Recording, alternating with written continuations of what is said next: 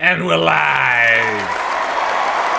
Hello all, and welcome back to the Invictus stream. My name, as always, is Mr. Alan Guthrie, and I am here once again with my lovely wife, Mrs. Jo Guthrie. Hello! And we are joined by the one, the only, the community mod that does so much more than just that title, Ash. I think I have horns and fanfare. Yeah. Oh, nice. I like that. It is such a pleasure to be here today with all of you, with my two great friends here. Why are we here? Well, we are celebrating over, I believe at this point, 1,000 Discord users. That's a big old community right there. Well, you know, and it's not just, we're not just focusing on that, because this community, this stream has grown so much over the past year alone. Between the, I think we're close to 300 Patreons. I could be wrong, actually. I don't know. I like how your voice goes up into because obscurity. if it keeps going higher, then it's not. Then I can't be wrong about it. I don't even know how to look at how many. No one will cite you. I will get that number for you. I have. It says momentarily. I can message 312, but I assume that's also counting people who have canceled, and there's a lot of people who have canceled. Just kidding. But yeah, we are celebrating some huge milestones for the community, for everything that we've been doing, for all of you wonderful people who have joined us every step of the way. And we're excited to talk about... Listen to the audience. They're going wild. We're excited to talk about some crazy stuff that's coming up, answer some awesome questions, and get to that nitty-gritty. But first... I think before we do all of that, let's, before cart comes horse, and I think not that this person is a horse, but I think we need to say first and foremost, thank you so much to Ash for not only taking the reins on the Discord community over the past however many months. They're going crazy. They love you. It's because of the horse puns that you're continuing. Yeah, they're loving it. But not only that, but helping it grow and moderating and creating systems that will make it all flow so much easier, but embracing, welcoming, promoting things that make sense to the community. So a huge round of applause to you, Ash, for being here and being a part of all this. We love you so much. For those who don't know, what's the relationship between Ash and Jo? I think there's a little bit that we want to know about where this came from. At least I do, if I was a viewer. Do you want to take it, Ash, or should I? Sure. So we're enemies. We've been nemesis for as long as I recall. Ooh, I like that. My God. Yeah, so Jo and I have known each other since we were like 8 years old. We grew up in the same tiny town. Went to all the schools together and grew up together. Yeah, This but it wasn't for all the good tragic part times. of the backstory. Yeah, so it's been a long, fruitful relationship. Obviously, I got to know Ash when I met Jo, and we got to hang out, and it became really cool. And Ash was fantastic at doing Discord stuff and just general technology, I think is a great way to say it. Building Raspberry Pis and stuff like that. Before all that, we were babes of the woods. Yeah, well, and then the relationship came full circle to help us grow this amazing community. So thank you again for everything you do. Oh, I've changed the page for my sound effects. So I'll do Ghost. There we go. I feel my claps again, but just pretend the ghosts are clapping. Let's just ghosts pretend are that's here how too. the ghosts clap by Good. wooing. But yeah, so and then I guess the next people that we need to thank are all of you, amazing people. When Invictus started, we had a core group of fans, a core group of people that would come every week, or everything we did, whether it was a stream or a tweet. Honestly, people were there, and I never thought that would be sustainable. And I think what I never realized was that maybe the people weren't, but the feel, the concept of that changing core group of people, you know? I mean, Carly's been with us for a long time now, but when you look at these people that have now become mods themselves, you know, a huge shout out to Bryn and Rain. I totally spaced, I apologize. But, you know, this core group of people, these diehard friends, really, that have been there throughout all of it, that's the kind of stuff that every creative, and I use that word generally, every creative wants, you know, whether it be a painter or an audio drama producer, you want people that are going to have your back. And we are so lucky to have so many people at our backs ready to fight, basically ready to fight anything for us. I think Who are we fighting? I mean, someone tweeted today I know, I linking me saw into a that. bullshit thing, and everyone was ready to. I like how anytime someone tries to lump you in with like homophobia or Yeah. turf or whatever, you're just like, okay, gloves off. Cool. I need to straighten these people I get out. to do it. Fingers cracked. Yeah, I mean, that's just the nature of the beast, really. And the beast is growing. I'm happy to announce, I mentioned this quietly on Discord the other day, but Malevolent has now pretty far surpassed over 500,000 downloads. Pretty incredible. Not so far past that we're at 1 million, but like I think we're at 570-ish thousand downloads right now, and we only passed 500,000, you know, maybe less than a month ago. So it's getting pretty crazy up in here. And Malevolent's been getting some official recognition too, right? So you were just nominated for the Canadian Podcasting Awards. Canadian Podcast Awards. If you are a Canadian podcaster and you like constantly hearing applause, as I do on this, then please consider nominating Malevolent for the category it's in, which I believe is Best New Fiction? Outstanding Fiction Series. Well, that's mean. But yeah, I don't know how that happened. It feels very surreal. I'm very hoping. What's that? You know, it'd be pretty cool. You know, just like, I don't know. I mean, it's not the Oscars, but it's bigger than anything I've ever been nominated for. So I'm trying to curve those expectations, walking the line between being like, oh, wow, this would be really cool. And then also trying to be like, it's just a thing. It's just a thing. Either It's a way, cool it's well thing. deserved. Yeah. Thank you. You're very sweet, both of you. Just mixing it up. Do I need to take that thing away from you? No, I'm good. But yeah, so Malevolent has surpassed 500,000 downloads. That's a big to do with the Discord. I mean, honestly, the amount of people from Bryn and now the recruiting hat has sort of been passed, same hat, to different people throughout the community who have been bringing others in. It's such a great I don't think the hat's passing. I think the hat's multiplying. In Fungible hats. bunny hats. If I have the hat and I give the hat to, yeah, it's very, very crazy. I think back to the first episode, the first little sample of Malevolent that I sent to Carly, who anybody who's anybody should know. Carly, other than Joe, obviously, who's my absolute first pass of anything. Carly is kind of the spearhead of the community.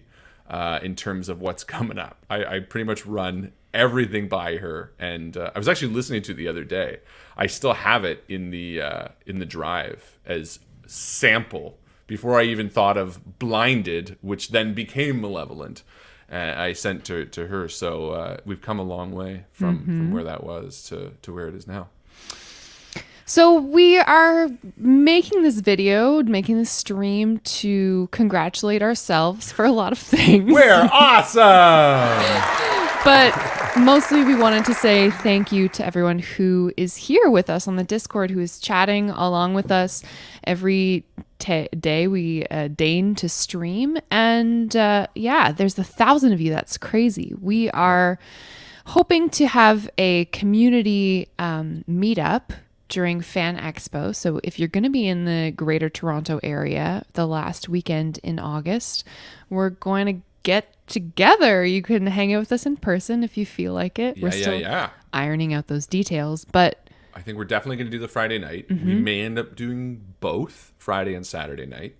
And as far as I can tell, I don't want to twist his arm, but I think Rob is joining us on Friday night. So I've done it now.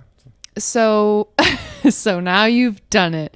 Harlan has been asked to be a guest, representing Yeah, I don't really know what Malevolent. they're doing. So the Canadian podcasting nominations were like, hey, anyone who wants to come to Fan Expo, we got some stuff going on and you can be a part of it. And they're like, check all the boxes that you'd want to do. And it was like, meet and greet, panels. I was like, cool. I do all of that. And then they're like, yeah, well, on the 27th, between this time and this time, we might have a panel and you could be on it. So that's kind of where we're at. So who knows, but we'll be there and that'll be the fun of it. And it'll be really exciting to be meeting some of you people. Ash, are you going to come to Fan Expo this year? We'll see. Still in the process of figuring it out. That's an totally official fair. maybe That's from an the official mod. maybe. But yeah, Fan Expo this year. If you want to meet us, if you like stuff, come. Yep. Not Come easy. have a pitcher of beer with us. All right, we also want to talk a little bit before we get to kind of the meat of this, which is really exciting, where we're going to answer your questions because Ash has done such an amazing job at collecting all of the questions from the community. Well, you have, though. You spearheaded asking them prompts and stuff like that, which I really appreciate.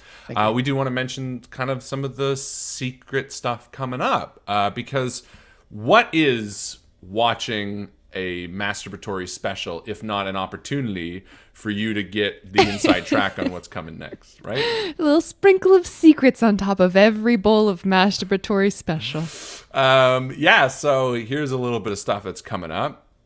We will be looking at... Okay, I'll say it this way. On the 22nd of August, Dice Shame will be officially joining a podcast network. And we can't say anything else. Yeah. But Here's your first little secret. And those people who know what's going on can extrapolate, but nothing will be confirmed by us. Coming within the month, we are planning... Oh, this is a big one, actually. Maybe I'll save that. what? Yeah, no, never mind. Which one? I was thinking I'll send it to you in private chat. Yeah, send it to me in private chat. We want secrets within secrets. Secrets There's within- layers of secrets. I was real thinking of dropping that, but not saying anything else. What do you think? Is that too much? I think you could tease that secret. I won't say more, but I'll say that much. What do you think? Yeah. Okay. For those of us who are fans of Dice Shame, within the next month-ish, maybe September, you will hear for almost the first time, I think, in a non-cameo role, a new voice on Dice Shame. And that's not just one of the voices that Harlan does. And it's not just my voice. It is a new character, player, perhaps? I don't know. You'll have to wait and see. So those are two little juicy tidbits coming up about Dice Shame. Do you have a secret about Malevolent? I do. I wrote one down. I know there's a secret about something that's kind of an offshoot from Malevolent. Yes. No, I guess I don't have that directly. I will say this. Over the past few months, I have been officially joining a UK studio, a video game studio called Free Sphere. They're a small up-and-coming company. The head of the studio is a guy named Mark Gregory, who is awesome. And I appreciate very much for watching this, Mark. Awesome. Go follow him on Twitter. Follow him on Twitter. Yeah, but I have joined them, and we are working on a game that is sort of a offshoot facsimile recreation of some really interesting elements from Malevolent. So it's not gonna have a direct tie in terms of it being a Malevolent game, but boy howdy, if you are a fan of Malevolent and you play this game, you're gonna see some real similarities. You're gonna recognize some stuff. You're gonna recognize some stuff, and you're gonna get some similarities. So if you are a fan of video games, check out Free Sphere, a UK company. Follow them on Twitter. And the title of the game, I think I can probably say. Mark, sorry if I say this, but we were going with 17 Miller Lane as the working title. Officially, it has been named something that you've heard a lot if you're a fan of Invictus. The name of the game is Revenant. So that is the game we're working on. And additionally, the last little bit of secret coming up stuff that I think is important to talk about is I have another limited series 8-episode upcoming audio drama that I am working on with my friend Mark Harris, who wrote Goddess. And this series will have me in it. It'll star a number of creatives that I've worked with before from Sound Booth Theater. It has a few famous names in it, like David Alt is signed on to be in it, as well as some familiar voices that you've heard in some of the other stuff we've done. So that will be coming out probably around October. The first episode will drop on that. Kind of spooky, kind of not. Details on that to follow. A lot of people really enjoyed your project so far with Mark Harris. Yeah, I have too. Mark's a great person. Goddess. Yeah. Seance. This is sort of an offshoot of that. And then I should say this is not really a secret by any means. I guess that's the end of the secret portion. Yeah, we're busy. But I will say this. In November, it is extra live. I almost forgot about that. So we are almost gearing up for another 24-hour stream. Yeah, It is going to be a blast, as always. I need to book that off work. Yeah. We stream for 24 hours. We try to raise as much money as possible.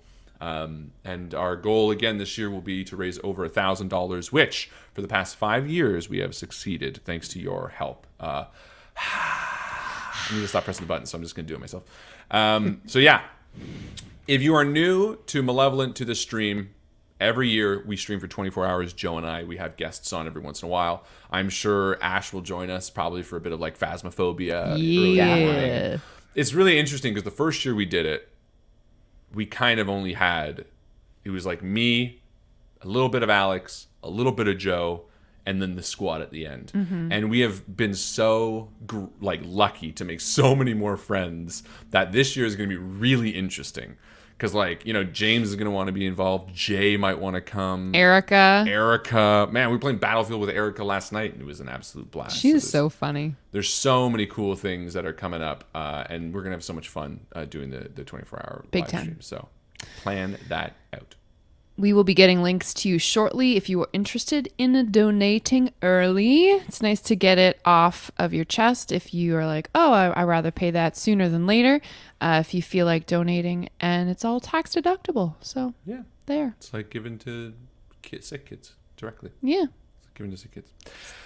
So yeah, that is all the kind of secret stuff. Because I feel like you got to get a little bit of stuff coming up, right? You want to know. Should we have saved it to the end? Save what? The secrets. No, because I think what's most appealing to people is hearing their questions answered. Would I be right in that, Ash? I don't know.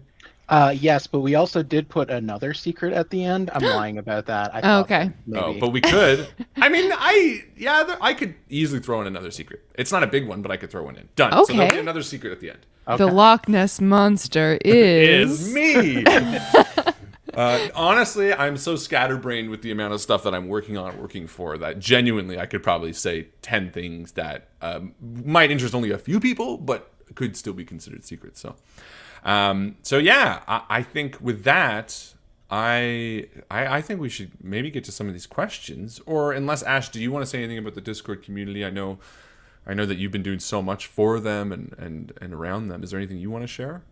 Well, I mean, I love the community. They're just so welcoming, and I joined originally so that I could play Minecraft on your server. That was 100% the reason I joined. Did not expect to be taking on so much, but I've loved every minute of it. Everyone is just so good. That's amazing. It's a great place, and it's better for being managed by people like you and Bryn and just... And Rain. And Rain. And Rain and... Absolutely. Yeah, it's gonna be really interesting. I can say this to all the people here because there's only a handful of people watching, but who knows what the next year and a bit is going to be like, everyone. So buckle up. This Discord, we could be doing a 2000 in 2 months from now. Who knows? You know what I mean? We're going to need so many more We're channels. gonna need so many more channels. We're gonna need so many. No, we're excited. I mean, this is kind of, who knows? This could be. It's funny when people drop in, like they join for the first time. And they're like, "Oh, this is one of those big much. places." But Bye. it's fair. Yeah. We make tiny little ones. Mini. Do you think we're ever going to split up the Discord, like Invictus Discord, Malevolent Discord, Dice Shame Discord? You know, could you see a future where we separate yeah, the silos? I could. I mean, I'm not upset by it, but like if Malevolent gets, you know, like Old Gods of Appalachia. How many people do they have in their server? Like 20 at least. They have at least like 5. Yeah. They have at least 5 people. No, but like if I scroll down to their offlines, which I guess would be the best way to tell how many people are on a server, as is tradition. As is tradition. As is tradition. You still scrolling down to get to Still scrolling. offline? Well, they're That's titles pretty A lot of people indicative online right there. today. Yeah. There's a lot of titles of these. I can't even get down to where they're offline people are. That's probably a whole thing. I mean, their family is 700, and that's just people online. Sheesh. Yeah, well, they're huge. They're like, you know, they're million download show for Yeah. easy. Well, there you go. And I'm still scrolling trying to get to it. So regardless, my point being is if Malevolent, for some crazy reason, ever ended up being a... Adrian says, after 1,000 people in a Discord, I don't think it shows offline anymore. And I just checked Really? with ours, and that is the case. I don't see anyone offline. Whoa, we've leveled up. Nice. Because we have 1,055 now. If you're curious. Ooh. Hey, so we're 55 late on doing this. The real Hefe says, never split the party. That's true. Apropos. Cool. Anyway, let's get to some questions. Okay. Because people are going to want to probably hear their questions answered before they go to lunch and stuff. Fair. Puzzle Glum asks, looking at Malevolent, was the general shape of this character arc planned ahead of time, or did it develop organically? Getting right into the meat of things. The meat, eh? Okay. Right in there. Organically. 100% organically. Yeah, that's an easy answer. Mm-hmm. I didn't really know. I had like kind of the fledgings of what I wanted to do with the show. And you But- had a lot of Arthur's backstory Yes. already sussed out, just not really the way that you wanted it to be revealed to people. Correct. Yeah. And I think that's honestly, and I would say to any like writers that are kind of doing that, it's a really interesting concept. If you want to tell a story at a particular place and time, if you have a really fleshed out character and their background and stuff, and then, you know, walking them forward and letting the decisions that come to them sort of dictate based on their experiences, similarly to the way I do minus the Patreon's choices, a story kind of develops itself sometimes. So no, I would say 100% fly by the seat of my pants combination with the Patreon choices got us to where we are now. Nice. Marvin the Great asks a question about party dynamics. Do you see as a Prima GM, Joe, and do you use a talented expert PC, Marvin, Harlan, they sort of rhyme, see PCs taking on different roles in the party? So to just sum up this question, like, do you want to do everything as the GM, or are you looking for people to take different roles, like someone could be the planner or the leader or the reactor? And is it deliberate what you do or more natural? That's a great question. I think it's interesting when you think about Dice Shame as a show compared to running a table that would be the same characters running through the same encounters. Like, if it was just everyone sitting down at the table and there were no microphones in the room, Dice Shame would be a very, very different experience. So when I'm plotting sessions for Dice Shame, I want to think about what the audience has heard recently and try to sort of play into characters whose arcs maybe need to be resolved, or characters who the audience hasn't really heard a lot from lately. And so in that way, I am thinking about the characters and the players as fulfilling separate roles for the party. Like, if I want to feature Red in an upcoming episode because I really want to like hop back into his storyline, or I think there's something that needs to be resolved there, I might be thinking about things that Red is really good at and try to highlight them in an upcoming episode. You know, if I want Red to be seen scouting something by the audience, then I might introduce some exploratory type content. I hope that answers your question. But I do think that everyone who's around the table is all good at their individual things as well as kind of everything. I'm really lucky. I've got great players. We've got a great GM. Aw. Also, hi, Ruth. Thanks, Marvin. Eureka asks, what is your favorite voice that you did for Malevolence? I'm assuming of the not main characters, I assume. They can always answer in the chat if they want clarify it. Yeah, I would say if we're including main characters, probably Arthur, because I feel like Arthur, being the most similar to my own voice, allows me to act better. It's really tough to like act when you're processing it through, oh, I don't want to sound too much like myself. You know what I mean? Like, I don't know, it's difficult, right? Because like even Daniel Day-Lewis in the same movie, I'm sure if he was playing multiple roles, would kind of have to tone down one of his more natural acting things, you know, but within a movie he can kind of go as wild as he wants. If we're not talking about the main characters, other than how annoying it is to make him when he sounded, there's a character called the Traitor, which exists in the Dreamlands, and I think I like playing him because that to me is also a pretty standard voice. The angry voice that talks like this. It sounds a bit like, what's his name from Deep Space Nine?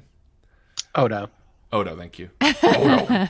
Ash from Uptown. Yeah. I really enjoy playing the Traitor, but it's really annoying because every time he talks, there's like a clacking. So you have to edit that on each line of dialogues. But yeah, great question. Okay. Taylor Michaels asks, for Malevolent, how well do you think you would fare in Arthur's shoes, and what early events would you have approached differently? Ooh, that's an interesting question. I've never heard that one before. Yeah, me neither. Good question. Who asked that? Taylor Michaels. Taylor Michaels. Cool. I don't even know who that is. I hope you're watching, Taylor. Hope you're watching. So I think one of the things I like about writing Arthur and writing Malevolent is that Arthur's process in terms of like deductive reasoning, which oftentimes ends up in like a feedback loop. Oh, that's Tay Tay Hey Hey. Okay, cool. Yeah. Tay Tay. Now I recognize him. Is very much my own. Like I think my friends, Ash and Joe and anyone else watching this, which no one of our friends would be, I think it'd probably be fair, without sounding too egotistical, that my friends would say that I'm pretty good at like problem solving. If they've ever been in an escape room with me, or like, you know, I am good at that kind of thing. And I think I love presenting myself with problems, even in Malevolent, and then having Arthur solve them, because that's how my brain would work. So in terms of like the path Arthur follows, especially early on, it was really easy to write because I was just like, cool, here's a book. Here's where it got it from. What would I do? Okay, well, I would see where it came from, the shop, or maybe I'd go to the last place. And a lot of that was just following my own problem-solving skills. So it felt really normal. I think Arthur is a really good surrogate for myself and the audience, because I think everything that happens to him is survivable to a degree. Mostly. Not really. But I also love protagonists that just get the fucking shit kicked out of them. Like that's one of my favorite tropes, you know, the Evil Dead, where he's like at the end just like covered in blood. But yeah, I think the path would be more or less the same if it were me. Oh, that'd be fun being Arthur. What was there a second part to that question? Oh yeah. What early events would you have approached differently? There you go. Okay, so there probably would have been. I mean, this sounds so callous, but probably one of the early events is there's a part in episode 2 where they pull over the side of the road to help a car. I probably wouldn't have done that. Me neither. Been like, boom, continue on. I'm calling the cops for you, but I'm. No, not even. I would just been like, but in all fairness, that was the entity in his head that pointed out the car, and then Arthur was like, yeah, let's pull over. So maybe he wouldn't have much of a choice. But beyond that, until they left Arkham, I don't think I would have done much different. Yeah, probably just that. Alternate version. Mm-hmm. That's fair. It's a much shorter version of Malevolent. Yeah, it is. Yeah. Just a little eight episode series. Mm-hmm. Dig Doug, he's Doug you dig asks, what's something that you've changed your mind about? Oh, apropos of what? In general? He did mention in the notes, I did remove it because it made the question very worthy, that it's just a question he likes asking people in general. Okay. So I think it'd be good to apply it to the stream that we're on. I mean, what's something that you've changed your mind about? lots, honestly. Lots, for sure. I can list like 3 off the top of my head. One would be ads on Malevolent. Yeah. Especially. And well, I never wanted ads, and then people were like, When I came to this project sphere, which initially started out as Invictus in 2017, Harlan was not interested in, or we just didn't have the capacity to create a edited show. We were only ever really talking about doing a live stream for quite some time. And there's a number of reasons for that, personnel, dedication of time. It just wasn't really something that we were going to be doing. And then changing our mind about that and actually making the leap into Dice Shame, which turned into Malevolent, was a huge turning point for us. I remember having a meeting in like Christmas time of 2017, talking about the first possibilities of that happening. And we kind of batted it down as a group after having a discussion in a Tim Hortons, I remember. So that was back when Michael was into it. Yeah. Mainly because people were really just confused about what that would look like. And it took us until August of the following year to settle on what Dice Shame was going to be. I think it took until, that drive down with Justin. Yep. Because I think we needed another person on board to be like, yeah, let's do this. Mm-hmm. To start it off. I think now it's much easier. I can also think of a huge thing that's changed in terms of Invictus in general, which is when I started Invictus, I really held on to the desire to keep it the same people and the same group and the core group of friends. So much so that, early on, people would be like, hey, can I come on? And like, can I do this? Like, not big names, but, other big creatives, people who worked for gaming companies and were like, oh, you guys kind of do it cool. Can I stop on and play a game? And I was just like, I love the idea of these same four guys being friends and playing and doing all that stuff. And I really wanted to keep it that way. And then slowly, those friends became less friends, and some of them kind of, Michael mainly, we never really... Michael. Yeah, Michael. Whatever, the stream knows about Michael. And I think, honestly, the last 2 years, I think I held on to that, even though people kept fading away. Even though we introduced James, I didn't introduce James until we were friends first. And then, honestly, only the last few months, maybe a little longer, I've really embraced the idea of, fuck it. Like, I'd rather start making friends by having them join and then playing with them and being like, oh, you're cool, than to be like, no, you have to be cool before, not in like a Clubhouse way, just kind of like, I want to make sure that we got along before it, but nah. I've we wanted that. to make sure that we were only introducing people to the stream audience who we kind of vouched for. Yeah, and in order for that right? to happen, we had to when vet Bob Lyle joined, that was kind of one of the things. And I still like Bob, and I have no hard feelings on Bob. Bob and us have wildly political different ideas. Very divergent. It never came up on stream, which is nice. But I honestly, that it soured that a little bit. Bob, we were kind of like, oh. So it did kind of reinforce the idea that maybe we shouldn't be. But then we started meeting so much cool people, and like Jay and Sam and Alex and Emily, Tim and Woods, Tim, and all the people coming on have made it a lot of fun. So I think that would be the biggest change from what I had originally envisioned Invictus to be, because it's also just not sustainable.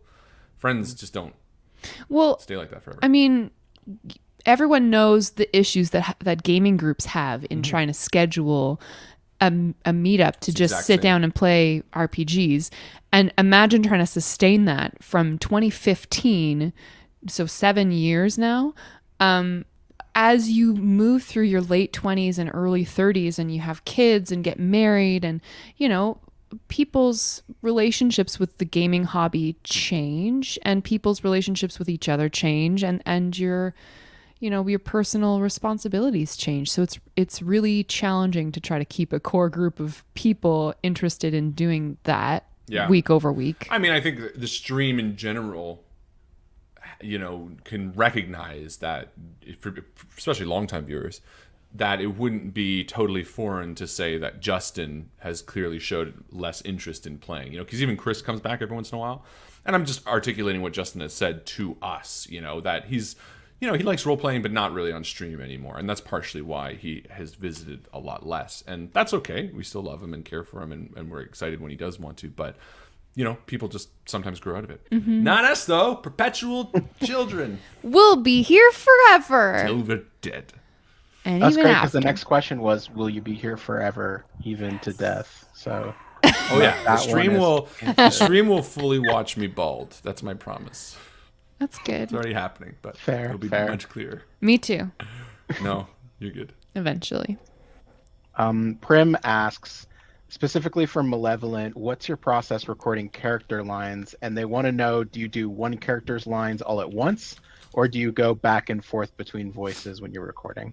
No, I do. So basically, and I can say this because I did it this morning. No, last night. Last night I recorded the next episode, which will be out Wednesday morning. Unless it's out on Tuesday. Unless it's on Tuesday. It's the classic Malevolent thing. It'll be out Wednesday, unless it's Tuesday. Which you haven't listened to yet, by the way. I need Send it check to out. me. Yeah, I keep forgetting. But anyway, I usually start with the entity, and I will record, and I'll do all of him, starting off with the intro for Patreons, run right through, just retake anything that I do. Rarely do I need retakes though, maybe once or twice, and only because I'm writing and I know exactly how I want it to sound. No. It's like if you know what you're already saying it in your head when you're writing it, so you're just kind of getting it out on paper. The direction's easy. Exactly. You know exactly what you want. You don't have to worry about trying to communicate anything. When you're a one-man show, you don't have to spend a lot of time being like, softer than that. And then when the entity's all done, I will go back and I will do Arthur until Arthur's done, which is always less because it doesn't have the end caps. And then normally if there's a character voice on the show, I won't do it until I am mixing it. So once those are done, I'll do like a dry edit or whatever where I'll just isolate those two tracks and I'll paste them all out. Sometimes add a little more space, sometimes whatever. And then from there, I'll put all the sound effects in, and then music always goes last. And then I'll probably put the character voices in just before sound effects or maybe during sound effects because they're usually part of the scenery, not the storyline. But yeah, I do them all one, and then I do them all again. But when we're playing and streaming and I'm joking, I'll jump back between the two, like a Justin Roiland does, but I don't enjoy Who's that? it. He's the person who does Rick and Morty. And Sorry. he like goes between both like all the time. That makes Morty. me feel ignorant. No. Also, Solar Opposites, which I've been watching lately. What's Oh that? yeah, that's the new show, isn't it? It's like Justin Roiland plays the family of aliens, or perhaps just one of the aliens. I don't know. It's really good. It's funny. Oh, Cool. Nice. Which is what we're here to talk about today. Yes. Let's do it. Next question is anonymous, so we'll call them Tony Pizza. Mm-hmm. Tony asks, were Peter and Arthur roommates? Yes. So I envisioned Peter and Arthur, and if you haven't seen this or any of these types of stories, I highly recommend you watch, I don't know, like the Maltese Falcon or something. You know, like an old classic detective story. Maltese Falcon being a bad example because it's not going to articulate what I'm saying here right now. But, you know, they have those two desks, especially in the olden days. They would often sleep there. Like they'd have the Murphy beds? Murphy beds, you know, so they would just kind of pull it down. And I always envisioned Arthur and Peter kind of being, you know, more or less two bachelors where they would just pull down the Murphy beds at the end of the night and sleep. I love that. Yeah, that's how I always envisioned it. I really, really, really want a pre-malevolent story. I've toyed with it. I know. About Peter. Oh, I've toyed with something else. I know. We've been talking I about know, I it. know. But yeah, I pictured that because to me, you know, rent is high. Arkham is a New York surrogate or analog. You know, it's like it's an expensive city, more or less. So in my version, at least. And that was really common for bachelors back in the day. Not so much anymore. People want their own space, but for dudes who weren't married and they came up in the years, they Very would common. that they absolutely would live with friends. Sleep with their old like roommate or whatever, share a bed with them. Sleep with their old roommate. Yeah, I can see the They were stream getting roommates. all Everyone's losing their Yeah, goddamn mind on the Discord. Thank you so much for the question, Tony. pizza. Tony Pizza. Lauren Klein asks, and I think this is for Joe, who is your favorite NPC?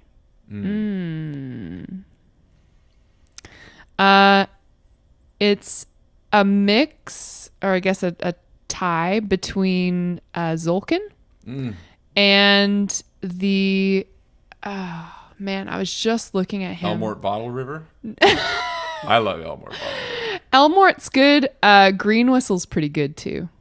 So interesting. Why don't you tell us a little bit about Green Whistle? Oh, great. Because this is a cool behind the scenes fact. I'm not sure if we've ever talked about this on stream before, but there are places in Dice Shame where the show takes a hard left turn from the proposed content that is published by Wizards of the Coast. Some instances are more divergent than others, and we like to add a lot of homebrewed stuff, especially as the show's gone on, mostly to add interest and to sort of beef out the characters' stories and experiences. One of those instances is the High Forest encounter at Shadowtop Cathedral. If you go into the Storm King's Thunder campaign material, you'll see that there is a character called Green Whistle there who you're supposed to meet at Shadowtop while you're waiting for the Treant to arrive. He's a very, very different character from the Green Whistle that you've met if you've listened to the show. We actually recorded an initial version of that encounter with Green Whistle as written, wherein he is a satyr and he is experiencing some kind of romantic loss, but that's where the similarities end. As written by Wizards of the Coast, Green Whistle is kind of a jerk. He's feeling really slighted over having been spurned, basically, and I played him as not a very likable character. Someone who She played him like a Big Lebowski meets a sexist. kind of like an incel dude. Yeah, very incel. And the characters really just didn't want to hang out with him. And so we spent like 3 in-game days kind of avoiding each other in this clearing in the middle of the High Forest. And how far along did we get? I don't think you had even sequenced the show yet No, when so you what- came to me and you were like, Yeah, what happened was, as I was editing it, I was like, this isn't good. Like, it just doesn't feel good, and it feels gross. And I think you only had introduced him and had a few exchanges. yeah. And then we went back and redid it. And I think you and I talked about the character too. And I was like, you know, like, who do you want them to be? Like, what's a better way to take them? And blah, blah, blah. Yeah. And we created an entire like 3 or 4 episode arc out of changing that character into someone who we actually wanted to spend time with and learn more about, which was that, you know, he was in love and that love was, you know, seen as not forbidden, but something that posed a quandary, and then the boys were able to help solve it. And I think we've done it. I mean, we've done it a few times in Dice Shame where we've gone back and we've redone Oh, an yeah. entire scene.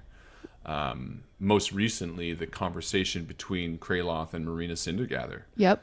For people who are caught up to date, it was very different when Justin recorded it. And then while listening, you know, we went back and ended up redoing it. And that can be a Dice Shame 200 episode special. We can talk about the Yeah, details. but entire chunks of that conversation had to be redone. yeah.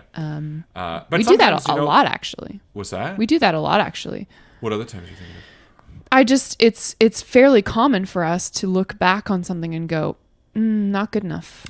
I don't think, like, yes, but I think the majority of those are like ADR lines where you are winding down a session and you'll say something, but it doesn't sound epic enough, and then you'll go back and just redo it. Well, also, we don't know where you're going to end the episode. Exactly. But in terms of like changing a scene and like the way we did with Green Whistle and the way we did with Kraloth, I don't think we've done that much. I don't The think slug. The slug we didn't change. The slug just, and this is fun too. There's an episode 120 maybe, 130, I don't know, Somewhere around there. where Jack, aka Rob, turns a fire giant into a slug, which he can totally do. And it was the last giant of the battle, and it just sort of whooped the energy out of the battle. Not in a bad way, because it's entirely right for him to do, but we must have spent 40 minutes Talking. trying to figure out what the funniest, coolest way to end this little thing was. It was like fly it up with an eagle and drop it. Everyone stand over and shoot it. Just walk away. Just walk away. And man, I honestly, I don't remember what the episode does. I remember liking it. but I don't remember how the episode We turn it actually ends. into a funny goof where it's like, where's the slug? Where did he that's end right. up? And Which then you pitched Jack to do, and I Jack did. didn't want to do. Right. You're like, he was like, it doesn't really make sense. Not in a mean way, but Rob was like, well, it wouldn't really make sense. it's most interesting if the threat perpetuates, but it turns into a joke. Yeah, it was very interesting. I love the scene where the three of you are like on your bellies looking at 3 jars with different slugs underneath, going like, but that which came is after the like giant 25 minutes. slug? 25 minutes of conversation is how that joke came out. 'Cause Yeah. we were like, what are we gonna do? We Like, were this is pitching so- stuff. Oh yeah, we're constantly pitching. That doesn't happen that often either. But like when that does happen, it happened most recently too, where we probably spent 20 minutes out yeah. of the game where we're like, oh, but that's How do we want to play this out? Yeah. Which Anyway. I don't think you would see really in a conventional game of Dungeons and Dragons where people are throwing out ideas about how they want something to go. You probably would, but you would just take one and you'd move on. Yeah. You wouldn't worry about the best. Oftentimes, and Joe will attest to this, and the guys will attest to this too, we'll be doing a scene and I'll go like this. And everyone knows, and they'll be like, what? I'm like, it just doesn't feel What if we do? But it's never like a player choice. Player choices are always. It's kind of like the way we're ending a scene, and that was how the slug scene went. I'm sure, where we end with kind of an ending, and it wasn't really good. And I went, I don't know if that's where we should end it, because that's where you have to play that producer role too. But anyway, I love that it's really not clear what happens, and someone mentions the slug like 10 minutes later, and you're just like, I don't want to talk about it. yeah, that was funny too. Yeah. Keep it fake. Great You used the question. phrase there, ADR lines. Yes. What does that mean? Oh, I use it so much I don't remember what it stands I for. don't know if that's just something that we say No, or it's if that's for- an industry No, it's term. a thing. It's voicing over lines in movies. It is a audio dub. What does it stand for? It's like when you- automated dialogue replacement. I So just it's googled it. That's exactly right. Yeah, it's re-recording audio in a controlled, quieter setting, blah, blah, blah. And it's like in a movie, when they redub a line. And it's not appropriate for how we use it, but I've used it for now 3 years and it's just stuck. But basically it means that Joe recorded it in the moment and it wasn't as good or whatever, and then we'll go back up and redo it. It's like somewhat appropriate, but it's not really correct. Okay. Yep. All right. Sam asks, if the main characters of Malevolent were in a D&D campaign, what races and classes would they be? Ooh. Oh, interesting. Like if they were sitting down to play, what would they choose? Or if you Or were who casting would I them? assign them? That's important. That's a distinction. First one, then the other? Okay, D&D classes. I know them all, but I need to just like look at them to realize. I think Arthur would play a rogue or an artificer. I think I could see him being like. I think he. I could see him being a. There's a rogue subclass, the intellectual one. What's it called? Sam says I pictured if they were playing on their own, but I'd take either. Yeah, I think Okay. there's like an intelligent subclass of where you're like the mastermind. I think Arthur would be like either the mastermind or the interceptor or something. There's a rogue one that I can't remember what it's called. Eldritch Knight? Arcane Trickster, Assassin, Inquisitive, Phantom, Mastermind, Scout, Soul Knife, and Swashbuckler. Inquisitive, I think, is the one. Okay. Yeah, there's one that's kind of like really good at deception and deduction and investigation. It's like tailored towards a mystery campaign. I think Okay. he would go rogue that, by choice, and then John or the entity would probably go paladin. Yeah, he'd go paladin. Oathbreaker. I think he'd get Paladin. really no. I think he'd get really. I like the idea of being standing for something because he's like looking for purpose. Like, what better class than a paladin for someone who's like looking for a purpose? You know what I mean? Yeah. So paladin, and rogue would be their two chosen classes. If I were to choose for them, yeah, Arthur would be probably a bard with a low charisma stat, and the entity would probably be a dragonborn something, probably a dragonborn like warlock. Nice. Yeah, Good. here's my answer. It's a good answer.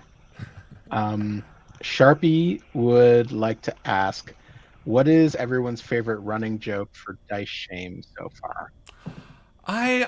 It's funny because we don't do as many. there's a trade-off. I think running jokes in Dice Shame tend to be one episode, which I like. I like the fact because we mentioned it once at the beginning and it comes back 2 or 3 times. I think there's nice succinctness in that, but rarely, I mean, we do have a few, but there's not as many running jokes that kind of span the whole series. But I really have one. loved, what's that? No, you go. Sorry, you were just arguing that they don't exist. And I was like, they do. I love For Now, but it doesn't come back very much. I wish it came back more, but it's only kind of in the beginning. We say it in real life now to each other. I want to say it more in Dice Shame. But We will. I like the joke that Alex's character, Doran, had a goblin wife, but he also I had brothers. like ate goblin. Oh, yeah. Like in the But early that's not a episodes. joke. That's like backstory. But then we are joking around. Maybe it didn't make it into the episode, but we've said it a bunch of times, like dirty jokes. Where But he eats goblins. yeah. That's come once or twice. But No, but like I think they mean like jokes that that every time they come up. I mean, Yeah. there's been a few. Shut Up Zolkin is a pretty good running You didn't joke. like that at the beginning. No, I didn't. That's actually interesting too, because you mentioned Zolkin as being one of your favorite characters, but Yeah. you did not like Zolkin the way that you had intended him. That's one that didn't get rewritten with your approval. It got rewritten by the players, kind of, because Zolkin was meant to be more of like, yeah, he was verbose, but he was like kind of a more of a serious villain. And I think we just kind of like hammered him into this way better slick back hair joke character that He always had the pompadour. yeah, but you know what I mean. It was a different vibe because Mm-hmm. you were not really happy with that at first, and I think you got on board with realizing that it's like, oh wait, but he works better this way. Yeah. He's kind of like a movie villain rather than a real villain. Yeah. But yeah, running jokes. I can't think of any that have stayed the test of time, other than like the jokes that are accidental, like Alex not knowing what the fuck to roll a d20. Marvin just said, oh, sorry. No, Knife Martin said Doran forgetting names is my fave. Yeah, but that's not. That's Alex. That's forgetting Alex. names. That's not even. But that's the joke. running joke for the show. Yeah, that's fair. That's definitely one of my favorites. Yeah, that's good. I mean, too. most of the jokes, even though I'm pissed off at Alex today, I think most of the jokes that Doran does are my favorite. Yeah. I do really love. I love. He's a funny guy. He is funny. Resignedly. That's With fair. resignation. Yeah. Another anonymous one, so we'll call them Arthur Kingsley. Nice. Would like to know what Arthur looks like in Harlan's head. I've said this before. He looks a lot like Tom Hiddleston. I think is sort of my sort of. But I picture him taller than most people say, and with shorter hair than most everyone draws him. People really like drawing him with long hair, which makes sense because he's been sort of in the thing. But even though he's had 4 months of prison time, more or less, I still picture him with short hair. But it would be like Tom Hiddleston length hair, where it's like kind of a bob almost at times. You know what I mean? How he's got like the Loki hair. I guess it is kind of long in Loki, so maybe it is. But yeah, Tom Hiddleston, I think, is probably my go-to. Okay. Carly asks, what is the biggest thing you've learned from making these productions from a creator's perspective and from a DM/player's perspective? Wow. Great question. Man. From a great person, too. Yeah. What's the greatest thing we've learned from? Making everything that we I make. mean, there's so much we've learned. Yeah. I mean, a quick first answer, because there's Yeah. many facets to this, would be to know when to listen to others and to know when to not listen to others, and that's a fucking fine line. I don't know if I've learned that yet. Yeah, you have. Always listen to Harlan. No, but like in terms of when you are, like for instance, releasing an episode of Dice Shame and people feeding back, some people would be like, "Oh, I love that. I hated that." And if you're like, "Cool, well then I'll change the show and I'll get rid of the thing you hated and I'll get rid of the thing you liked." Well, who are you listening to though, right? Because one person's hate is one person's like. And how many times I've subconsciously found myself crafting either the story or an episode based on feedback when I realize that either A, I haven't first validated who that feedback's coming from, or B, whether or not I agree with it. You know what I mean? It's like a fine line between treating feedback as constructive criticism, because people will tell you what they think of something. It's entirely your choice whether you change fucking anything about that. And that can be tough. Yeah, big time. For me, I think it's learning that I'm capable of a lot. I think even from early on to learning that I'm Oops, sorry. Someone asked for the link and I opened the thing to. Sorry, I listen to audio through Harlan's computer, so whenever he plays something, They I'm can hear it always too, like, so it's all good. Everyone knows. what was I saying? Oh yeah, that I'm capable of stuff. Like even recently, we were talking about taking on a new aspect of our kind of professional hobby life, and it took me a while to realize that I can do it, I think. And I don't want to speak too specifically about what that means to me, I guess, because it's very personal, but to like shoulder my way through self-doubt and through imposter syndrome to like make the stuff that we make. It's something that I'm constantly learning and relearning, and I think it's a big, heavy, important thing. Absolutely. I mean, literally to this day, still, you know, I'll be like, oh, I don't know about this, and you'll be like, no, you're doing good, or like, yeah, you can do that, and I'm like, I don't know, I feel like I'm faking it still. We'll figure it out. Everyone's being very nice on the chat. Thank you.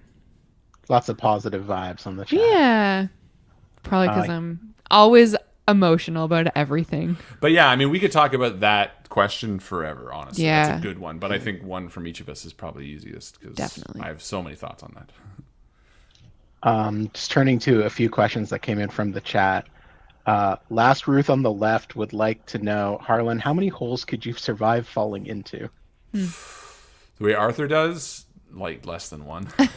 One would be it. Yeah, You'd be one toast. would be it. But yeah, that goes back to me loving to just fucking smack the shit out of my protagonist. I think it's really, I don't know. I think I grew up with Army of Darkness and Evil Dead, and I think there's a real Sam Raimi-esque quality to just beating the slapstick out of a character. I don't know. It just makes it.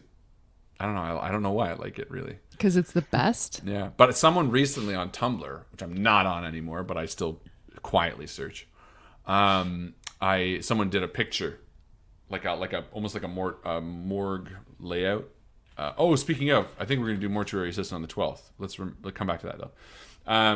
But like a layout of like all the wounds Arthur's had, and like, you know, just like colored by season 1, 2, and 3. And I really liked that. I liked it so much I saved it. I was like, oh, that's so cool. I don't know why. I was just like, this is my favorite thing. I love looking at wounded pictures of Arthur. I don't want to for sure say 12th because Erica was just messaging with me, and that's her actual ass birthday. Ooh. And she said that that's when she might want to So look at this. do the I love thing. this. All the different, like, Oh, that's That's great. great. Who did that? I don't know, someone on Tumblr. I'm not. I saved it for personal use. That's why I didn't remember the name. I wasn't gonna like retweet or anything. But now that we're here, I might as well say it. But You're I getting love a that. lot nicer to Arthur as time goes on. I Yeah. know. Well, the season ear- 2 was rough. I will say I was really contemplating having his whole ass ear rip off in that part, but I actually changed it because I think Joe heard it. She's like, "You're gonna rip his whole ear off?" I was like, "Yeah." Then he's only gonna have one. I also considered breaking both. The thing is, I have to slow down because I have plans. So he needs to be alive for certain things. I stand in front of Arthur and I'm like, don't touch him. Harlan just has a baseball bat in the corner, bouncing it up and down menacingly on his open palm. As it should be. Marvin has asked in the Discord chat, what is the best moment or scene from Malevolent or Dice Shame? You should think of Malevolent and I'll think of Dice Shame. Oh, And then that interesting. way Oh, Okay. that's clever. Yeah. We'll need some thinking music. The best scene from Malevolent is all of Coda. Oh, yeah, that was that. Yeah, I don't want to spoil any of the specific details in case this is a spoiler, but the way that Harlan cuts back and forth between memory and what's happening in the present time is really masterful, and what's actually happening in the show is very emotional, and I think it's brilliant, and it's really, really, really great. Well written, well produced, definitely made me cry, I think. I mean, a couple of episodes have done that to me, but it's perfect.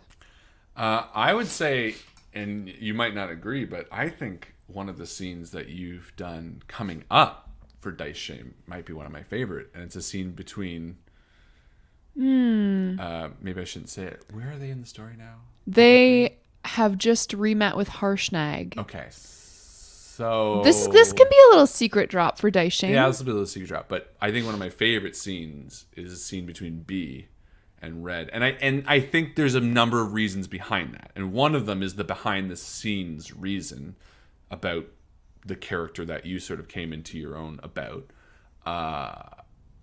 It made me feel simultaneously proud of you about, just, who you are and where you are as a GM and how good you are. And then also for the characters. I think it was one of the first times that it felt a double beat, where as I was role playing with you, I was so like impressed with where the character's going, and then proud of you for like changing something. Because you obviously, I'm always proud of you for doing it, but this was like kind of a change you did, which it'll be easier to talk about after it's live, to be honest. Yeah, that's probably maybe 3 episodes out. Yeah, and I haven't edited it yet, so who knows? Maybe it'll sound like shit when I do it. But no, doing it with you was really, really, really nice. It's tough because I feel like a lot of Dice Shame as of late has sort of been skewed towards a certain storyline that I'm kind of keen to move off of, and and I think we're all kind of keen to move off it. And I think again, the next month of changes will show that. And I think it's been a while since it's felt easy in that way, and I'm really excited to get back to that. Great Okay. question. Yeah. Adrian asks, will we ever see maybe another 8-Ball-esque recording? Oh, 100%. Oh, yeah. Yeah, 100%. The thing is with the 8-Ball recordings is that they only work when I do them rarely. Because if I did them all the time, they would not be funny or interesting or whatever. So it's got to be the right time. It's the same with Dice Shame songs. Yeah. Because a lot of people have been like, oh, it's been so long since there's a song at the end of Dice Shame. It's like, yeah, well, because we did them so much. Same with the Value intros. is tied to rarity.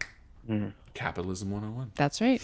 No, it's true though. But like the more Scarcity. it's like, sand That's right, blasted scarcity. at your face, then it's like. But yeah, definitely.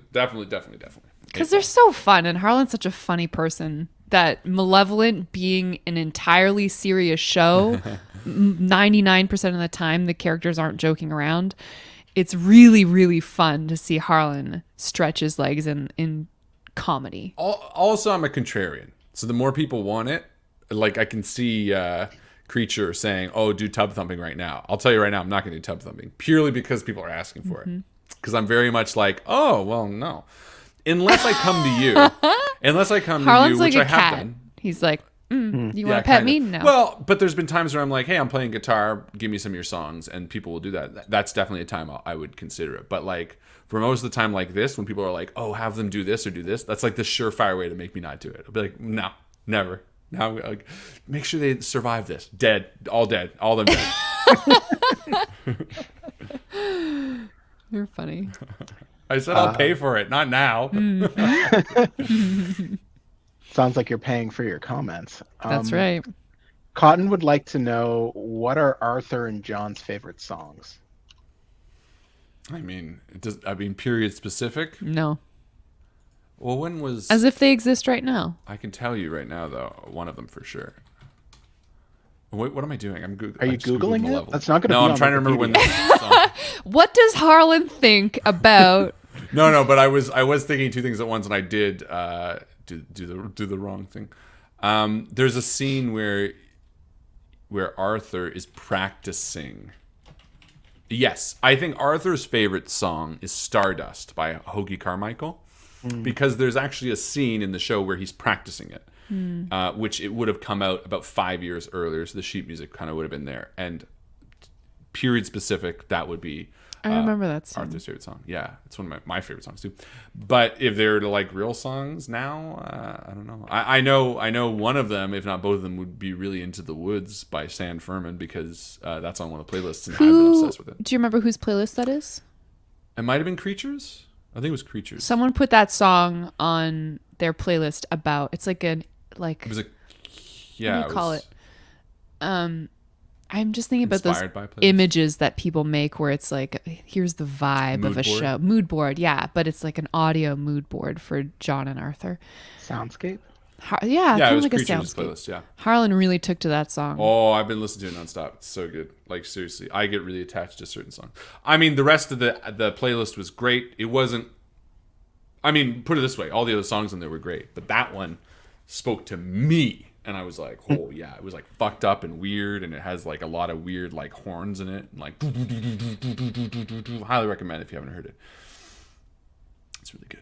But yeah, that would be that'd be probably the entity's favorite song right now. Arthur's favorite song right now would probably be something by Taylor Swift, something soft. Oh, yeah. Well, the thing is, because and people don't get this a lot, which is weird to me because it seems so obvious. But John and Arthur, or the entity and Arthur, are just two pieces of me. That's it. They're the internal struggle between myself, between toxic masculinity and being tough, and trying to be soft and like warm. And like to me, it was so clear from day one that the two voices in the head is the conscious. Like that was kind of the subplot of the story. And to me, what very few people have taken from it, being like, oh, I get it. One creator, two voices in his head. And I'm okay with that because people are absorbed into the story. I don't ever want to push it on people. But to me, the two of them play those sides of me and switch, you know, and like the one who wants to be the soft father and the one who wants to be the tough as nails, whatever, now kind of switching. So for Arthur, it would be whatever soft song I'm currently really enjoying, which would probably be What's that song that Taylor's... Of All the Dreams by the Wild Reeds, was the one I listened to a few times today. What were you going to say? Betty by Taylor Swift? Yeah, You that's love good that too. one. I the one I like from her folklore album is Tears Ricochet. My Tears Ricochet. Yeah, that one's the good. I will always relate that album to us playing Satisfactory all summer. Yeah, it's also a really good one. So yeah, those would be my two answers. Okay. I apologize if I mispronounce this name, but Luby Nieto Persh asks, are you aware of famous painting Polish sad clown Stelinsky, or the family name was complete coincidence? Oh, Stancic is the family name I use. So Sorry, maybe my that bad. was I it. probably pronounced that wrong. Oh, well, I pronounce it wrong as well too. Someone was telling me. Stanzik. Yeah, Stancic. The sad jester. or whatever? Kamna Kirti, the sad Yeah, that's clown. that's where I took the name from. Okay. Almost sure of it. I mean, I don't remember now, but that was 7 years ago. I'm almost sure I was like, oh, because I am, and people who have seen, I am absolutely one of those people that will pick a name for a purpose. They'll be like, you know, It's funny because I was like, the sad clown painting. You mean the one that's hanging in our front room? no, there definitely is one down there, but he's like a sad jester or whatever. But yeah, all of the names, Arthur Lester, John, Kane, they all have very specific reasons. Wink. Okay. Mushishi asks, what's the post-production process like for Dice Shame, and has it changed much since the podcast started? Recently, yes. Yeah. Well, actually, I can say that very quickly because, yes, first off, episodes 1 to 30 were pre-COVID, and 30 to present day have all been remote recording. So that's the first easy answer to of the first pass. But post-production wise is I, from episodes basically, well, to current day right now, I would sequence edit every episode. So basically the order of everything, including the intro music and all those clips and then the intro outro shout outs that Joe and I do, that would all be sequenced. Basically, we could release the episode like that. It just wouldn't have any of the sound effects or balancing. And then I would ship it over to Justin, who would put in all the sound effects and basically just make sure it doesn't pop or anything like that. And throw in music. But yeah, it's going to be changing. I'm going to be doing all of it.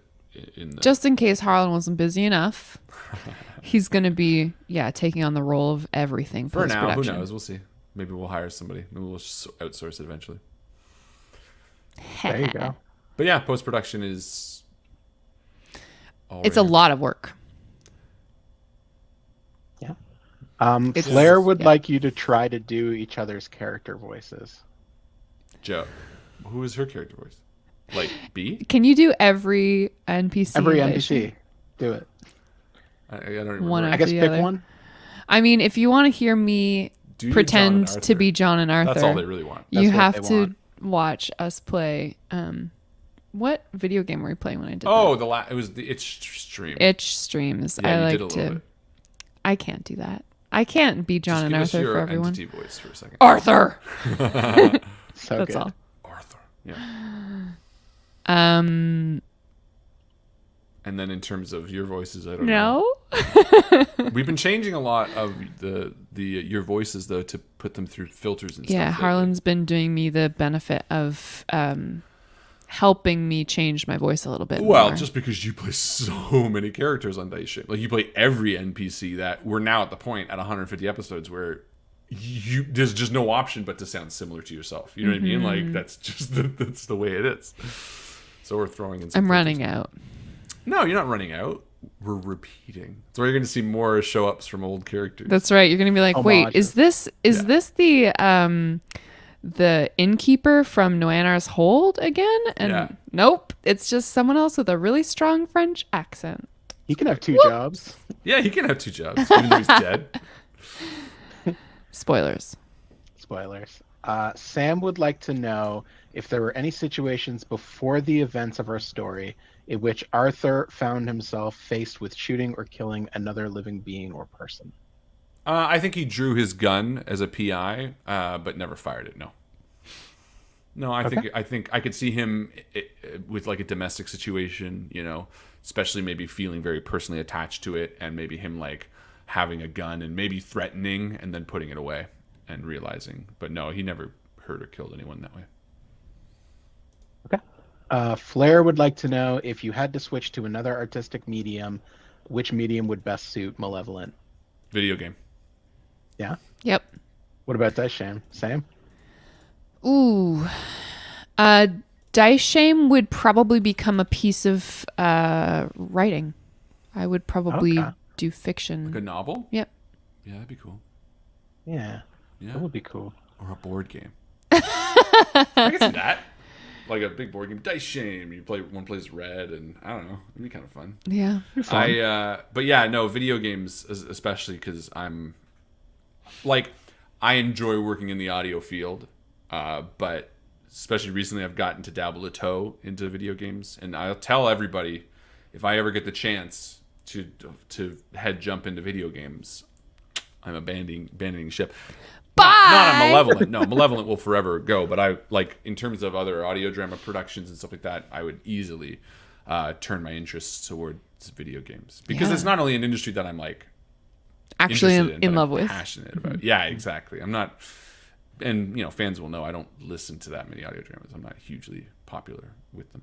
So if very suddenly Arthur's voice changes to someone else, we'll know that you made it big in the video game world and left us behind. I would fucking kill Arthur before someone else kills him. I will put a goddamn bullet through his fucking head. No. Again. Again and again and again. No, Malevolent will be dead and buried before I move on. How many more years do you think you have on the project? 25. 25 years? 25 to life? I have plans. I'll put it this way. Here's what I will say, and I've said many times. When Malevolent ends, it will be satisfying. And it won't be gone from your life entirely. Those are the kinds of the vagueness that I've said before, because there are certain models of doing things that I've always appreciated, and some people don't appreciate. You know, a lot of people don't like the way the Malevolent is done. Fuck you. But no, but you know what I mean? Some people are like, I don't like that it's Patreon choices. Or something like, I don't like that it's just ongoing and it doesn't have structure. And I like listening to seasons. And it's like, cool. Go listen to Find something another like show. that. Yeah, like to me, that's so funny. The amount of times I've gotten criticisms for stuff like that. And they're like, you know, here's stuff that I don't like about the show. And I'll be like, okay. I'm not asking you to listen to it. You don't want to. That's totally You mean you fine. don't like getting multiple DMs from random people with bulleted lists about how you should be making your stuff? Look, Weird. friends should be able to ask friends for their opinions. You know what I mean? You should be like, hey, tell me what you think about this. And that's what I do with like Carly and Bryn and even some of the people in the, what do you think of this? What do you think Does of this? this audio drama make my butt look big? Yeah. But being a friend doesn't mean you offer your opinion freely, even if it could be offensive. And more importantly, I've never asked anyone for their opinion in a public forum. I've never been like, hey, and you know what, if you have thoughts about Malevolent, DM me and let me know what you think of it overall. At least in a general regard. Sometimes I have been like, oh, does this, if you're offended, let me know, and blah, blah, blah. But, and again, I'm not trying to say that criticisms aren't valid, but they're not wanted. I think there's difference between criticism that's like, you said this thing and it was hurtful or harmful, and like, hey, I don't like that your episode uses this thing, like. Yeah. Was that a turkey in the background? That was That was Louis. Oh. Sorry. But yeah, no, If you're like, just by the way, here are all the instances where I found Arthur interacts with technology that hasn't been invented yet. Thought you should know. I mean, those I even care. I mean, to me, the ones that kind of not irk me, but the ones that seem like kind of unnecessary, the ones that are like, oh, I've noticed that the creatures in this, you can tell what they are. I'm like, okay, like we okay. Like, what do we do? Or and I don't. It's tough because I don't want to call anybody out or anything like that. do. But like, there was a comment recently that was kind of just like a general whole point of the show criticism. It was like, I don't like that it's got this whole Monster of the Week feel, and I'm like, okay, that's like Then being go like, listen to a Monster of the Week podcast. Buffy would be better without vampires. It's like, yeah. what do you want me to say? Like, are you wrong? No, but how do I even address that? Like, you're valid. Good opinion. Well, this is what I mean. Like, it's not even like a criticism so much as like kind of a comment on the thing. Like, being like, I think someone was like, oh, it seems like this guy's got a real villain vibe or something. It's like, because it's a villain. Like, Yeah. I just don't know. I'm not angry about it. I just don't really know what I can do to make that like an answer for you, And I don't know, whatever. It's just funny. But yeah, look, we pick a path and we go with it. That's the nature of creation. You're like, I'm gonna do this and I'm gonna do it this way, and that's kind of what you got to stick to. And I'm really happy with the path that I'm on, and I feel very confident about the path that I'm on. You should be. Yeah, I got a good sense of what my show's about, so it's funny. Yeah. Kellen's biggest fan has asked a question for all three of us. Ooh. If you found a copy of The Yellow King, the actual curse play referenced in the story, would you read it? Yeah. Raise your hand if you've read it. Like, know this context and novel. Like, Because I don't.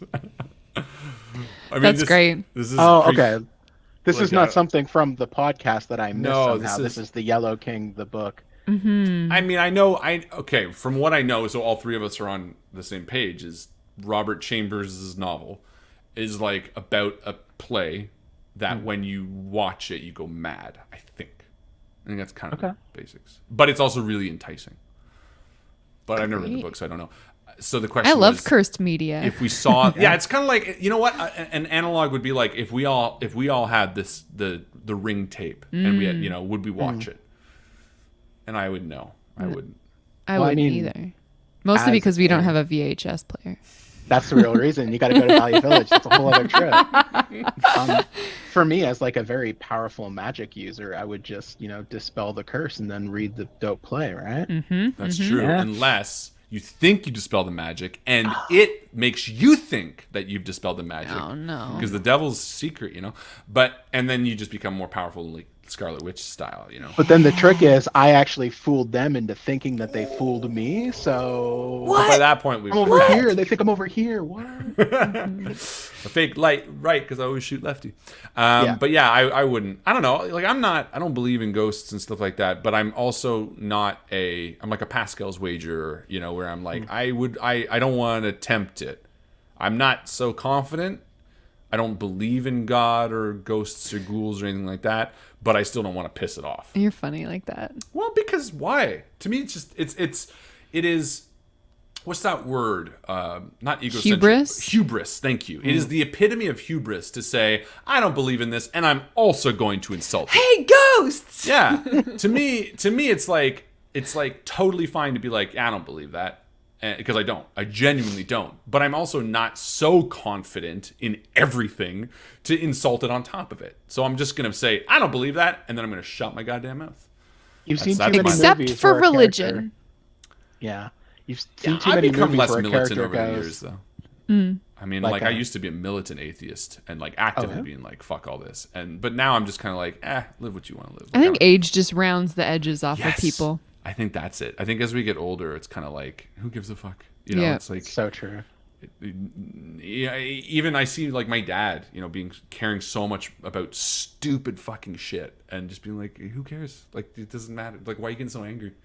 Blood pressure can't handle it. We should have a channel on the stream where we post all the links that your dad tells you to watch. Oh my god, that'd be really funny. Yeah, because he's got a family chat where he sends a lot of really fucked up shit that he once said, you guys can get me nothing for Christmas if you just If you just agree watch this video. to watch everything that I send you Yeah. in our family chat and read all the First articles. YouTube link. Ben Shapiro talks to. Oh God.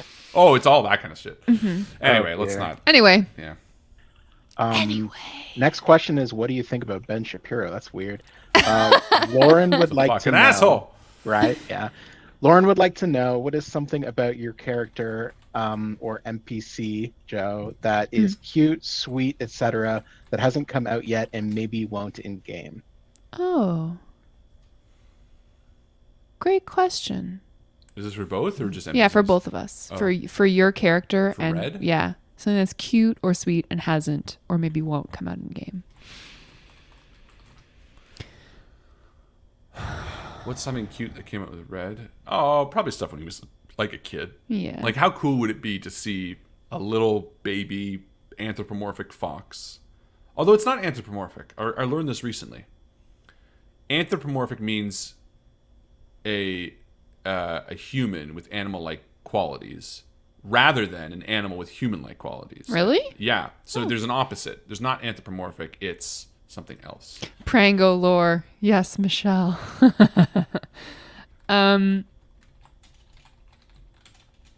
I learned this because I was writing for zoomorphic. Yeah, anthropomorphic is having human characteristics, Uh, according to dictionary.com.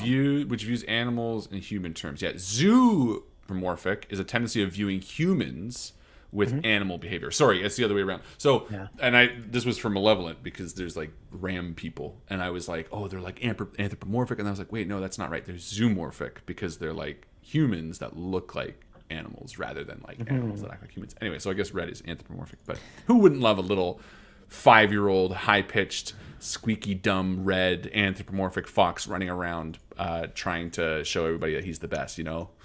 Like, you can do it, Red. I could shoot it. I could shoot it. You know, and like all that kind of stuff would be so adorable. And that'll never come out. Yeah. And I'm just reading all my notes about Prango. That stuff that didn't come out in the I episode. remember Prango, and I don't remember who they are. Prango Oh, is the little lemon goblin. Right. Yeah. Did you tell them how that came out? Nah, let's not. Nah. Never mind. Prango wants the party to buy everything she has. She made a bet with her brother. She doesn't want the party's pity or charity. She sincerely wants them to buy all of her stuff, and she's willing to trap them so that they buy it all. If they kill her, the party will be lost forever. And then 25 exclamation marks. So that's Prango's Whole deal. backstory. That's like my her deal. whole thing. Yeah, it's funny because I didn't even have to trap you guys. You just stood in front of the goblin and Oh, bought that was literally entirely Kraloth. He's just like, I'll everything do that this. she had. I'm stuck here. So I was like, cool. I'll figure out something with these Rothe. Yeah. A goblin entrepreneur. Love it. Right? Good portmanteau. Mushishi would like to know, during the last Q&A, you mentioned the differences between John versus the King, and the voice is notably distinct. After Coda, we meet Yellow, whose voice again noticeably distinct. So what differences do you employ when it comes to acting for Yellow? Honestly, I wouldn't be able to tell you. To me, I think that's a combination of what's it called? Like psycho, where you're implying, where it's kind of fictional. You know, when you're like reading someone's mind in like a John Edwards way. Cold reading? Like, no, you're faking psychic Being suggestion. psychic? Oh. You know, like that. There's a word for that. Psychosomatic. No, like it's where you're suggesting, but it's not really factual. I think there's an element of that, and I'll be honest. I think there's an element of people projecting that I'm doing it different as an element. And I think the other element is me knowing that they're different characters and just playing them in the way that I would play a character who doesn't give a fuck about the person that's dragging them around versus a character that's compassionate. So I think it's subtle acting and a bit of psycho-suggestion. There's a word for that. Who's Googling it? Not Psychic-suggestion. Carly suggested psychoanalysis. What about pareidolia? Pareidolia. A little bit of Isn't that pareidolia, like but seeing that's that faces on visual. things? Yeah. Yeah, pareidolia could be audio as well. Yeah, no, there's like a word. I'm thinking it's something that, it's very common. I know what you're used in, talking like, about. Yeah, it's like used a lot in. Oh, it's like a placebo kind of deal. Yeah, it's like that, but it's used a lot in Penn and Teller stuff. They talk about it a lot, where you're Projecting. Yeah, it's like that. It's a magic term probably where you're like it's Kellen's the power biggest of fans with psychic suggestion or whatever. Anyway, I think it's a combination of that and then combination of like micro acting. I think like Michelle would 100% be validated in saying that they're different because I think Michelle is definitely one of the listeners that like tries to pick out every piece. So I'm 100% validating you saying that, yes, I think what you're picking up is me acting from the character's point of view of being someone who doesn't care as much. It's like stuff that you're not necessarily 100% consciously implementing, though. Yes. Like whether maybe Yellow's talking a little bit faster or whatever. Exactly. You're just embodying a character and you're not actively trying. Confirmation bias. There we go. That's it.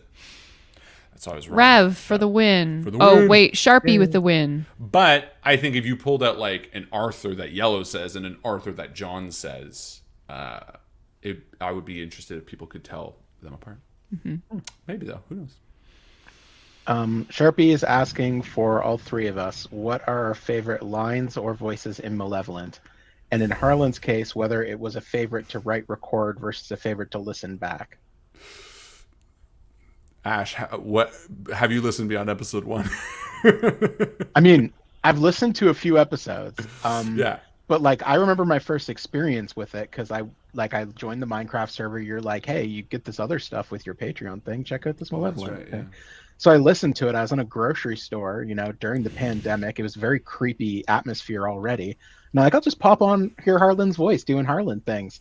And let me tell you, it was creepy. I had to turn it off, right? Ooh. There's like the guy coming to the door and he's deciding whether or not, spoilers for the first episode, by the way, whether or not he wants to kill him, or get him to leave or yell at him. What's he going to do? And I was just like, I can't listen to this right now. I'm already like at 100% triggered in the grocery. I can't. So I had to shut it off, but I listened to it later. It was really good. That's funny. My coworker started listening and she came into work furious the next day. She was like, I was cleaning out my closet, so I had my back to the rest of the room listening to your husband's dumb podcast. And my boyfriend came in and I almost threw something at him. I was terrified. She's like, anyway, she continued to listen, but same experience. I'm going to go with Luby, who said it all comes down to saying Arthur. I love the mashups that Colin has made where it's just John saying Arthur 55 times in a row. Yeah, I mean, for me, it'd be a combination between "fuck your eyes." He says good. at one point. I think it's in the cave episode, and then probably "by a country mile, yeehaw," or something like that. Yeah, Kane's got some good ones. One of his fucking lines. Oh, Artie, what happened? Like that shit is always fucking funny to me. I like when he calls John Blondie. That's a good one too. It's a good throwaway line. Yeah, but it's funny because it was so forgotten, but I've kind of really come around to blood. When Arthur's in the fucking house and They ask him what he wants to wait. Blood. Because he for context, he's walking in the snow and he comes across like blood, and then he comes in this really awkward bar. And everyone's looking at him, and the voice in his head is like, "You gotta just order something, act normal." But Arthur's like, "Oh, I should tell them about the wounded person in the snow." The guy's like, "What do you want?" And basically, just like a long silence, and he just goes, "Blood." But it wasn't I mean, it was meant to be funny. It was meant to be for a bit of a laugh. but I didn't expect it to catch on as much. So every time I see that blood, I do have to laugh. It's a good one too. Yeah, I like it. Okay. Tay Tay Hey Hey just literally asked, Tay Tay. what does Kane look like in Harlan's mind? I've always gotten Ryan Reynolds' Deadpool vibe from his energy. He looks like me. They all look like you. No, this one does though. Okay. It's funny because Harlan has, in a variety of instances, assigned his own appearance to certain characters in different like campaigns and stuff. They're always villains. I remember. Who said Kane's the villain? What I mean to say is they have negative aspects, I suppose. I remember very well when you had art made.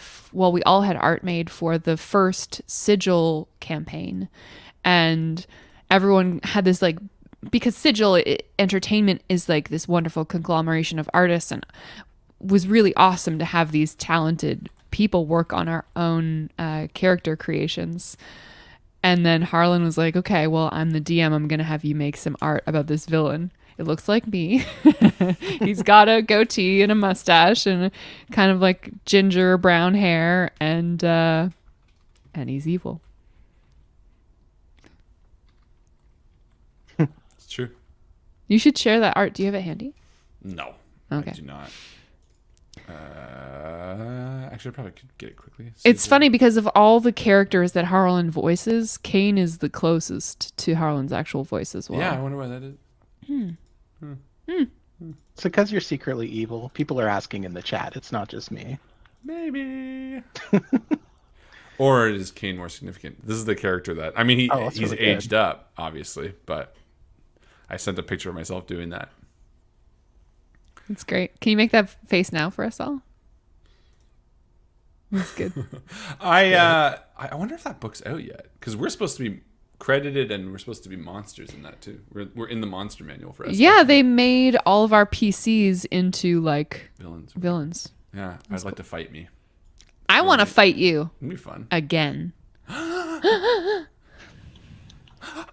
That's an Arthur. That's my favorite line that Arthur does.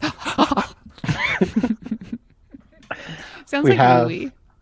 Does sound like Louis. We have one last question. It's from Marvin, and Marvin would like to know if Dice Shame or Malevolent have an end game planned out. Oh, hi, Louis. Louis wants to say hi. Hi, Louis. Hi, Louis. Good boy. Oh, you're looking at me. Look at me on the screen. Who's that? Who's that? Who's that? Hey, Louis. All right. Hop down. Get out of here. I mean, I know what the next 2 seasons of Malevolent are going to be, arc-wise. I don't use seasons, but I love when people refer to them as seasons. But to me, the season changes when the artwork changes, you know? So, but basically, maybe, 4 more parts of this season, and then I have a full arc envisioned, and then I have the last arc envisioned, and then I have sort of a little bit of end game kind of planned out. So yeah, I kind of have the It's good seedling. stuff. Yeah, I mean, I don't know, we'll see.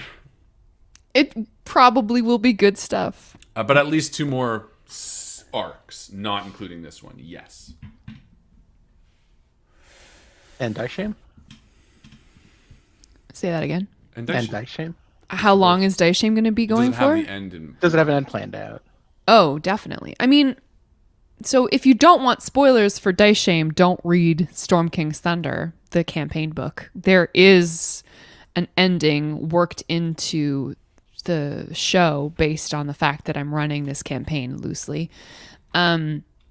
So there's definitely an ending planned out. Where are we in terms of the duration of the full show? We're probably 2/5 of the way through. So we're looking at, another Coming up on 400 halfway. episodes probably. It's going to be a little bit, and I'm really excited because this is the longest form storytelling that I've ever attempted, and And it gets tough. it gets it. Yeah, it's honestly, it's challenging to sit down and record sometimes when you don't feel like it.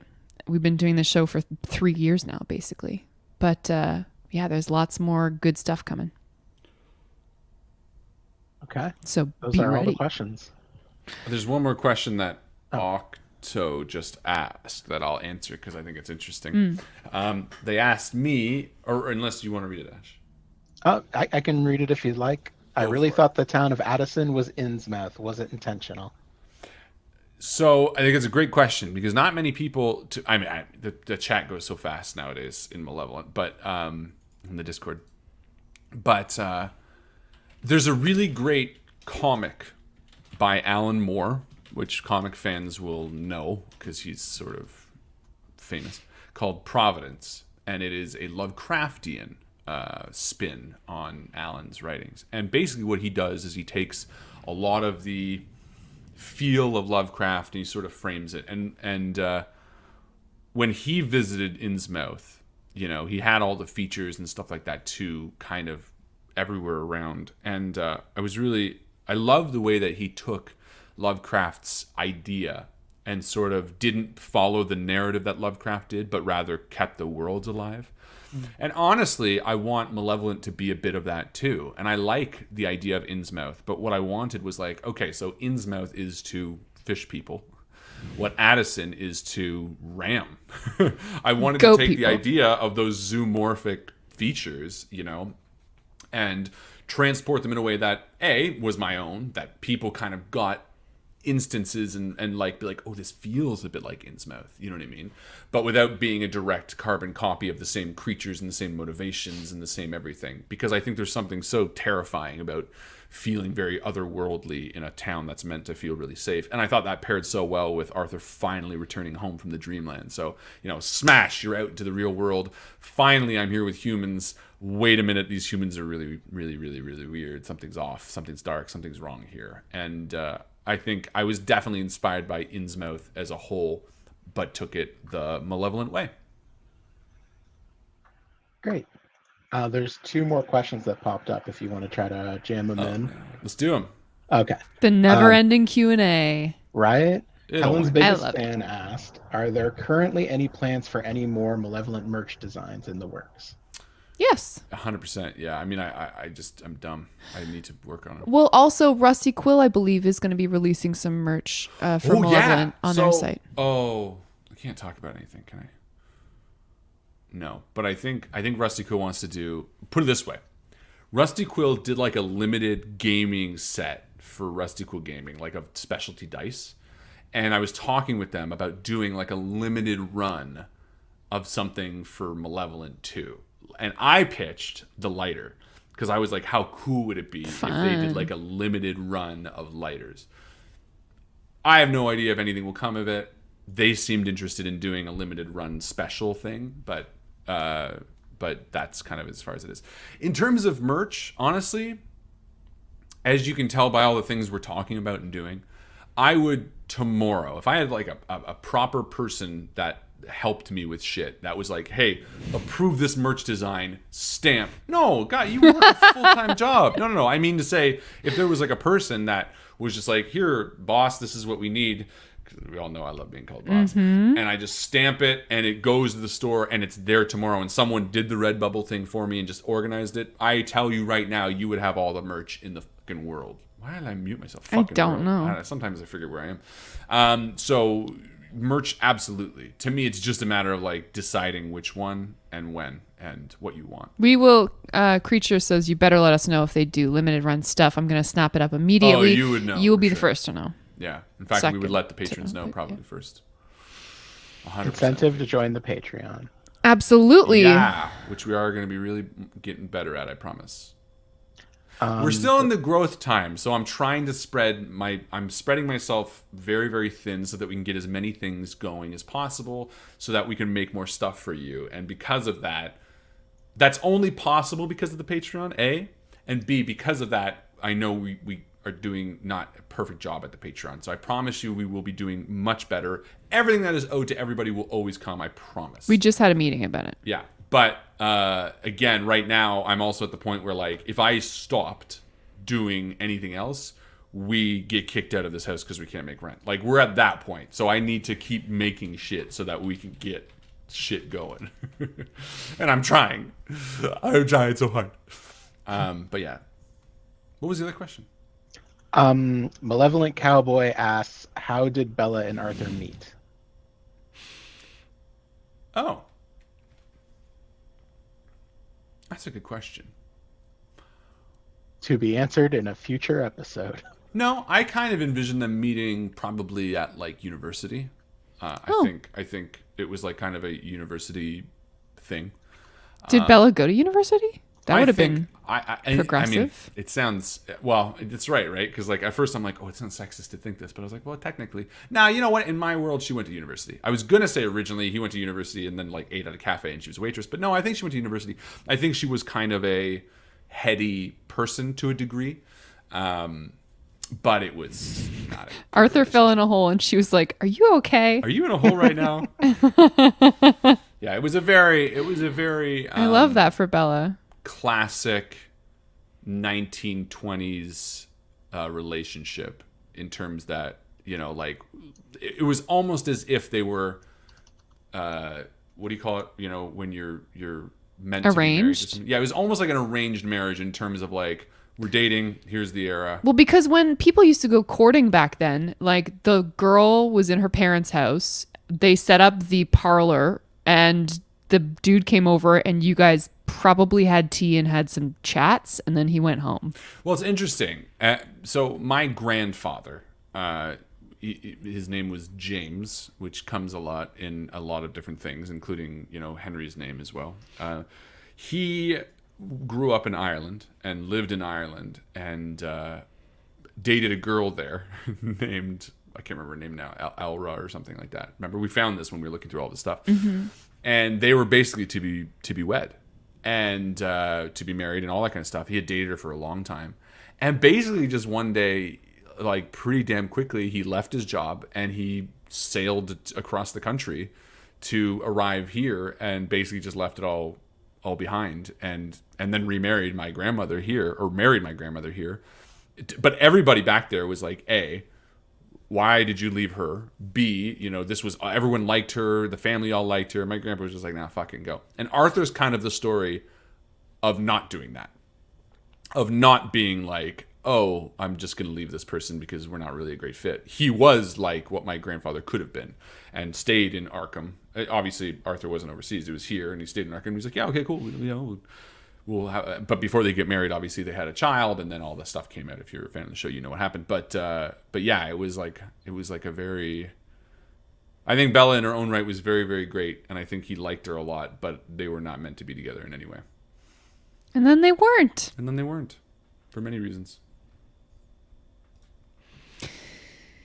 Cool.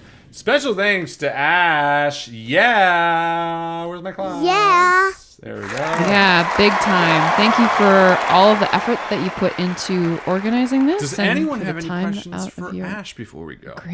Great point. Because Ash is a lovely and interesting person in their own Thank right. you. Absolutely. And actually, let's shout out your Twitch stream. What's your Twitch stream that we can check you out Yeah, at? it's enchanting_ash. Enchanting_ash, and you stream every Mondays at 7:30. Monday 7:30. So It's if all you tarot card Shortly. readings. tarot card readings tonight, if you want your tarot cards read. Here's a question. Last Ruth on the left asks, Ash, why are you so cool? Well, that's a long story. Probably too long for this one. It started in the year. I You mean, know how sorry, go ahead, Joe. no, I was just going to say, I mean, there are so many ways and reasons why you're the best. I can't even begin to enumerate them on stream. Thank you. 3 hours later. Yeah. Well, thank you so much, Ash, for hanging out with us and asking these amazing questions and organizing all this and being a part of the community and being our friend. And thank you, the community, for hanging out, asking these amazing questions, and celebrating 1,000 Discord users. Didn't you promise another tiny secret? Oh, right. What do I got? Because we've done the secrets. This has been the secret stream, the Yep. question and answer stream. Final secret.